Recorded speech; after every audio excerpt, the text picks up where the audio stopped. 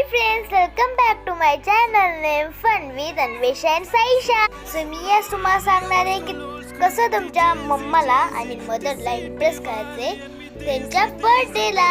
Means gift कुठला आणायचे ते पण handmade. So let's start. So ते मी स्वतःहून बनवले म्हणून मी रेकमेंड करते की तुम्ही ते.